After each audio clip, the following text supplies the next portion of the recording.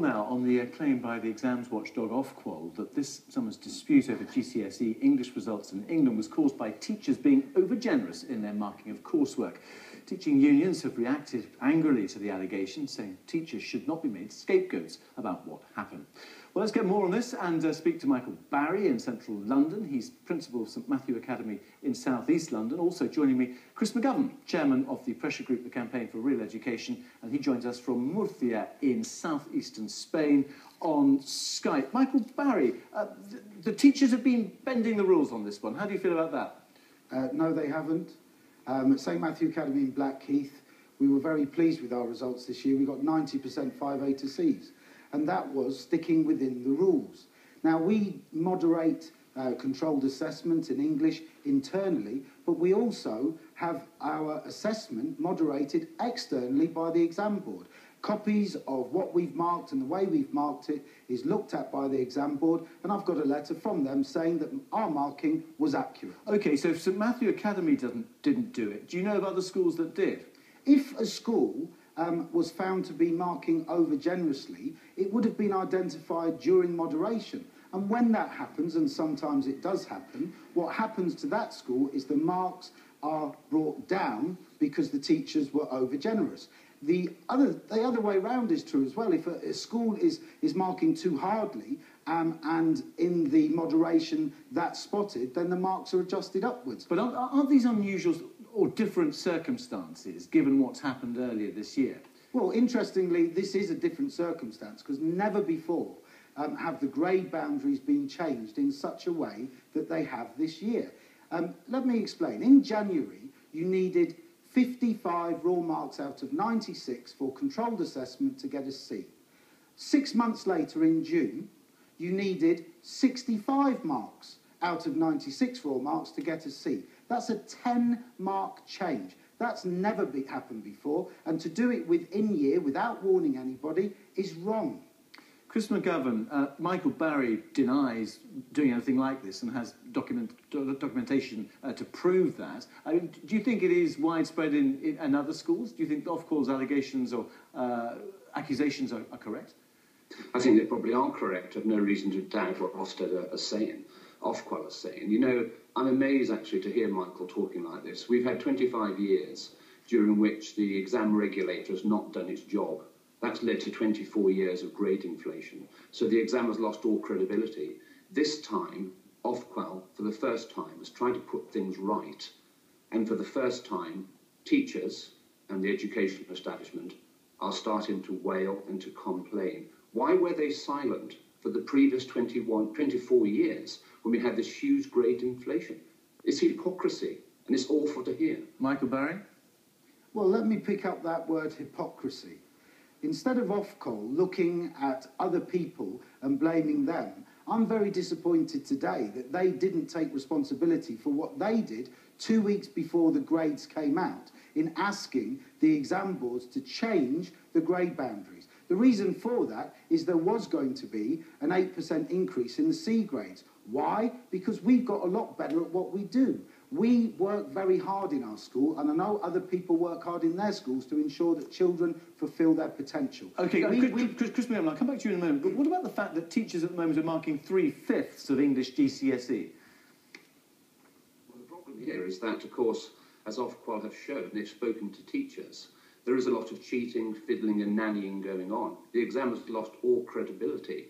And although I'm sure what is your evidence for this, though, Chris McGovern? I mean, we're taking what Ofqual is saying, but we've got a principal, speaking to us from London, who is denying that. Where is your evidence across the board that there is this cheating going on for teachers? Well, Ofqual actually interviewed a large number of teachers. They had to remain anonymous because if teachers speak out on this, they will probably lose their job.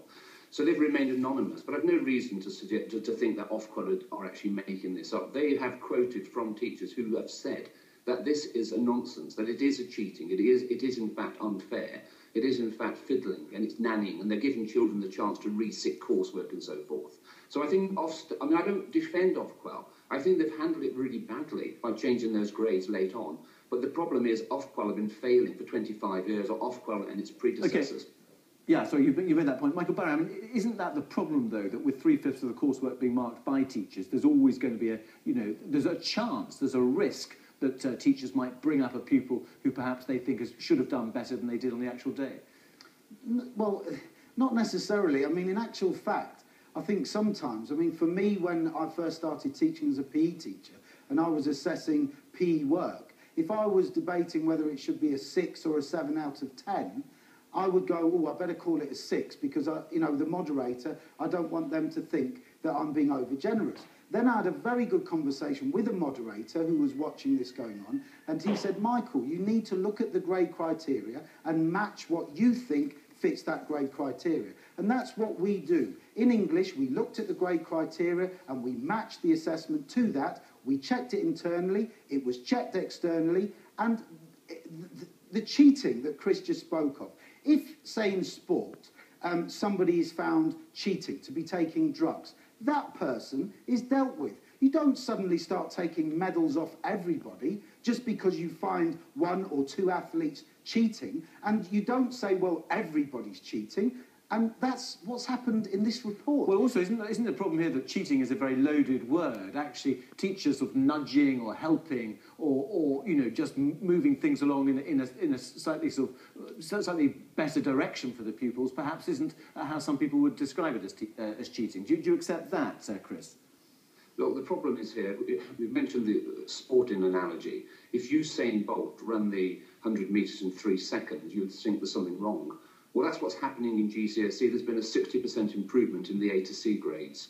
There's been a 300% improvement in the A grades. It's incredible. It's unbelievable. The employers know this. The university knows this. Everybody knows it. The teachers know it, but they're afraid to speak out. I'm not criticising Michael. I know he runs a very good school, but I'm afraid we have to face up to the truth and stop hiding behind the children. Yeah, and Michael, teachers are under pressure also, aren't they? Just in terms of the ratings, school ratings, in terms of the league tables. We're under pressure because we care about what we do. We're passionate about what we do. And if the job wasn't worth doing, there wouldn't be a bit of pressure involved.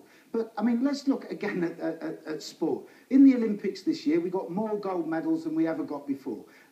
We got more gold medals in Beijing, and Beijing, we got more gold medals than ever before. Nobody said, oh, let's start taking some of those medals away. And just because we've improved standards, why is it the case that people think that we're doing something wrong? I mean, we're now going to take this to court because what was done was wrong. And Lewisham and other local authorities, children, parents are taking this to court for a judicial review. We heard yesterday that they're going to expedite this case because they believe it's so important and hear it quickly. Because the only solution that we have got to this situation is to regrade now. OK, and just a final comment from you both, starting with you, Chris. I mean, the real problem is that it's the young people, isn't it, who are being let down across the board, whichever way you look at it.